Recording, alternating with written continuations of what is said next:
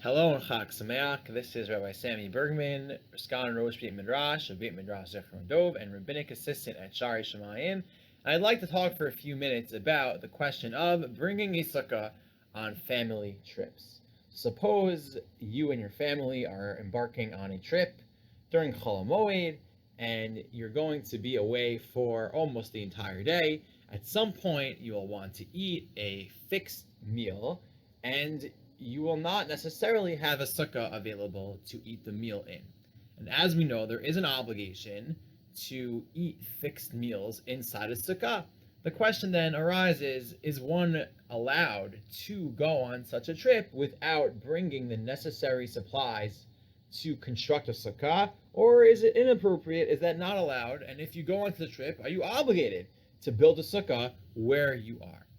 So this really relates to a Gemara in Sukkah 26a, where the Talmud says that those who travel are exempt from living in the Sukkah while they are traveling. And therefore, those who travel by day are exempt from the Sukkah during the day. Those who travel during the night time are exempt from living in a Sukkah during the nighttime. And those who travel during both day and night are exempt from the Sukkah during both the day and the night. Based on this Gemara, the simple answer to our question should be, yes, you are allowed to go on such a trip without bringing a sukkah. That is the nature of the exemption. However, there are a few questions that need to be reckoned with. Rav Lichtenstein, or Aaron Lichtenstein, late Rosh Yeshiva of Bahar Etzion, who has a brilliant treatment on this topic, quotes the Or Zarua, Rav Yitzchak of Vienna, who discouraged bloodletting, which was very common during his time in the 13th century, and said that one who does bloodlet during Sukkot, even if they feel ill, is still obligated to eat in the Sukkah because they could have planned it such that it wouldn't have been done in a way which compromised their mitzvah of Sukkah. They could have done it earlier or later. It didn't need to be done during the holiday. And so one could argue that, well, maybe you should have gone on the trip during another time. However, Lichtenstein says that this is not necessarily a good response to this question, for there are a lot of times where going on trips is actually particularly convenient. People have off and vacation and time with their family during Sukkot, and you can't necessarily plan the trip at another time. Okay, so you're going on the trip, but who says you shouldn't eat in the sukkah when you get there? So one question is, well, how much effort do you need to put into finding a sukkah? What if one is 5 minutes away, 10 minutes away, 18 minutes away? This is a general discussion in halacha of how much effort you need to put in. And the truth is, within the mitzvah of sukkah, we also have this question. Moshe Isserles, the Ramah, quotes the notion that if one is in their sukkah and it's Shabbat and the candle goes out, one does not need to find another person's sukkah to eat in who has a light if it's too much trouble.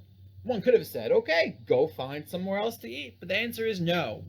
And this relates to, again, this notion of Teshvu Ke'ein Teduru, that one lives in the sukkah the way they live in their home, which is why one is generally exempt when they travel. Just like in your house, you don't refrain from traveling, even if it means eating outside your house, so too, one can travel and not eat in the sukkah. And if there's a sukkah available, but it's hard to get to, then one is also not required to get to it. Further of Lichtenstein quotes the poskim, who say that even if you get to a place where you could build a sukkah, if it's already time to eat, then you are not required to. So if you're on your trip and it's dinner time, at that moment in time, you're ready to eat. You don't have to refrain from eating because you don't have a sukkah there. That's part of the dispensation to travel. If I'm allowed to travel during the night and those who travel at night are exempt from living in the sukkah, that doesn't mean I have to consistently keep walking. Traveling at night means at some point I'm going to have to sleep, and when I sleep, I'm exempt from the sukkah as well. That's part of the dispensation to travel.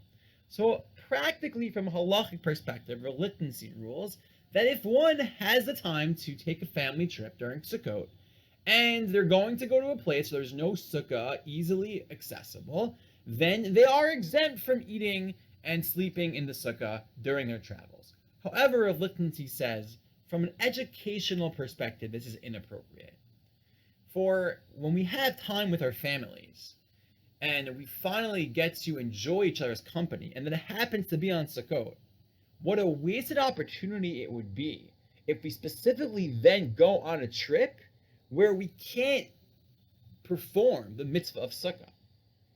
And if we bring supplies on our trips, and we bring food, and we bring all the necessary materials to hike and to travel, can't we at least make it possible to do the mitzvah of Sukkah? Because the mitzvot are opportunities we should embrace. We should look for opportunities to sit in the Sukkah, to be in the presence of God, to develop our relationship with Torah and mitzvos.